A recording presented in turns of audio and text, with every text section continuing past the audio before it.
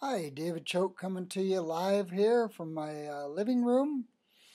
Wanted to talk a little bit about dealing with sharks and birds when fishing for big tuna fish. Say down Clarion, buffer zone, it could be a hurricane bank. Even the lower banks can sometimes be a little trying.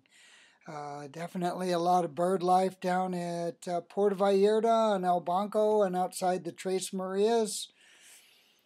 And get down to it, they're a fact of life. Bottom line is, if we're going to have fish around, we probably have birds around and we might have sharks around. You know, they're all eating the same things. So you might as well just learn to deal with it and try to find tricks so that you don't lose your sanity and get all out of kilter and be able to still pursue the goal, the large cow or mega cow or super cow tuna. Got to add mega cow in there now because we seem like we are catching 400 pounders now. And I know I'm shooting for one, and I hope that you are too. So the first thing to do is just, watch the people that are having success, just typical fishing. You know, your head on a swivel, you're looking around, you're seeing what other guys are doing. Sometimes it might be running up to the bow and fishing a bait off the bow. Sometimes to avoid the birds, some might rubber band a small sinker, say a 1 ounce or 2 ounce sinker, 2 feet above your hook, and be able to deal with the birds that way.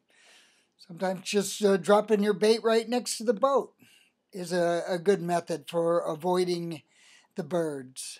As far as the sharks go, sometimes you gotta, just like the fairy tale says, you gotta kiss a lot of frogs before you get a princess, So sometimes you just gotta deal with it. And, maybe you gotta switch to mono top shots with just a short piece of fluorocarbon on the end for the abrasion factor. That's one method that will save your pocketbook. And you'll still have that fluorocarbon at the business end of things, so that might be a good method to consider right there.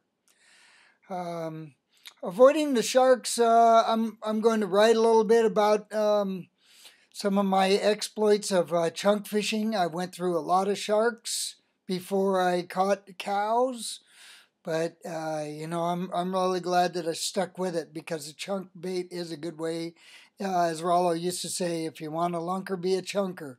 So you might give that a good solid try. You don't have to do it all day long. Just put in a little bit of time each day and dedicated to the chunk fishing.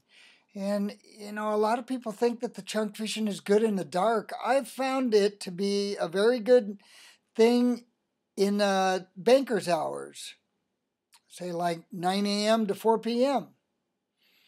That's been my experience of seeing most of the successful chunk fish hooked is in daylight hours.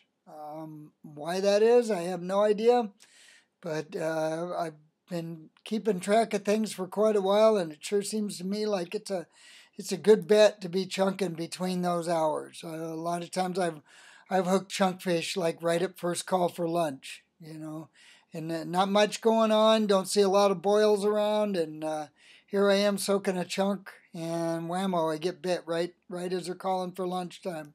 Usually end up missing lunch that way, but how long range fishing is. The meals are so good, it's okay to miss a meal once in a while.